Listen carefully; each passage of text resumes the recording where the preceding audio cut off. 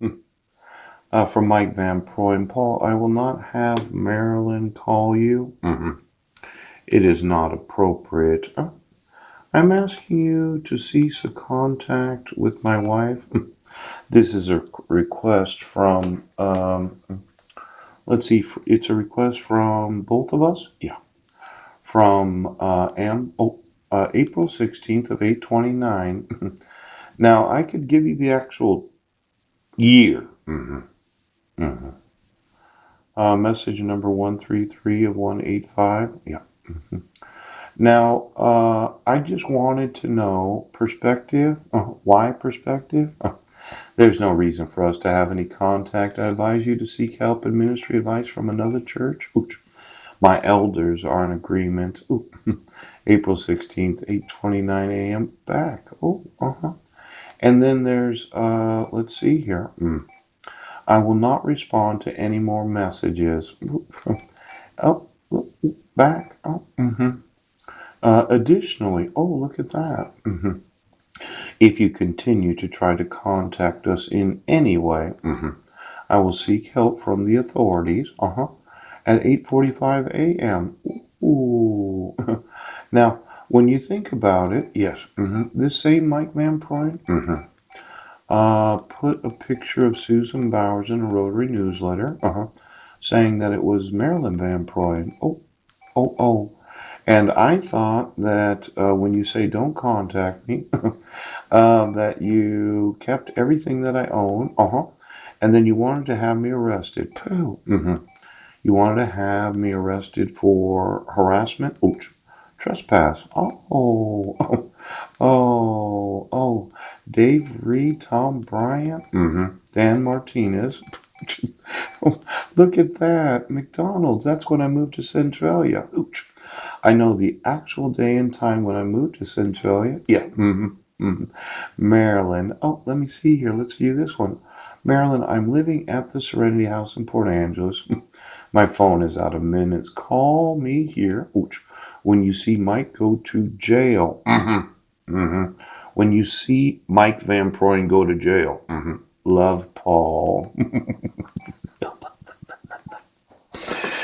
Quite often, when you know that somebody is violating the laws. Yes.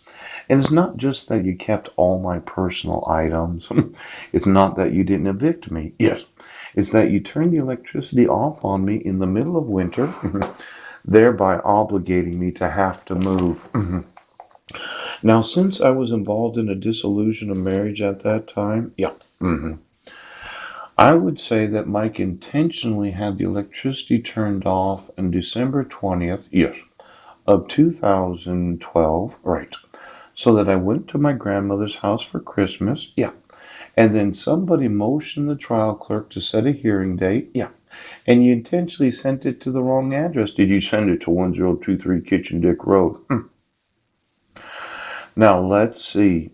I happened to be residing at my grandma Condit's house for that whole time, yes, until you finished with the actual dissolution of marriage, right, without me getting any notice of court hearings. Now, if Mike hadn't turned the electricity off, I'd probably still be volunteering at the church right now. But it looks like that my Uncle Wayne, or my mother, Sandra Taylor, yes, had arranged for me to be, well, removed, yes, so that I would drive to my nearest relative's house. Yeah. I would stay there until after you had issued the decree of dissolution of marriage. Yes.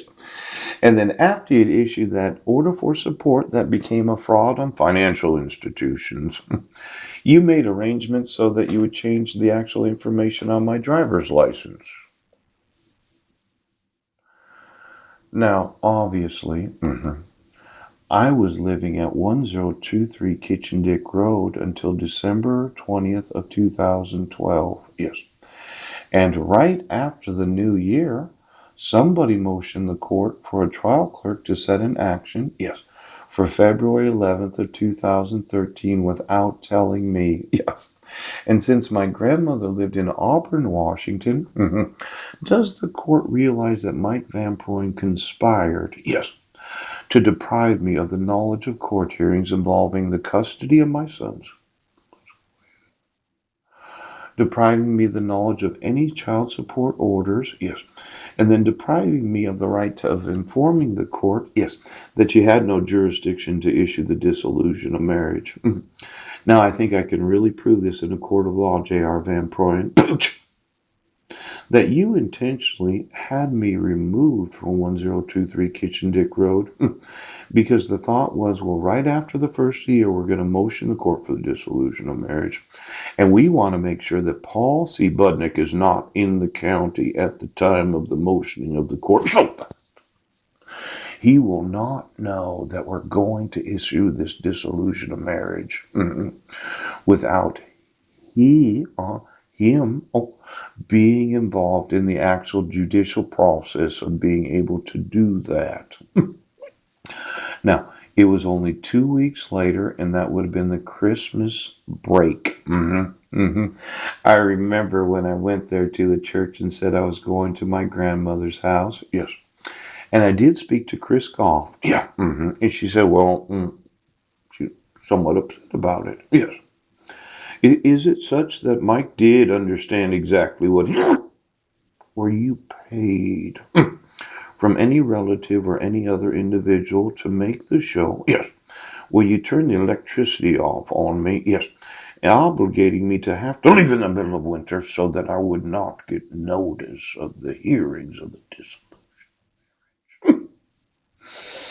Now, not only is it a harassment, a hate crime, Class C felony. Yes.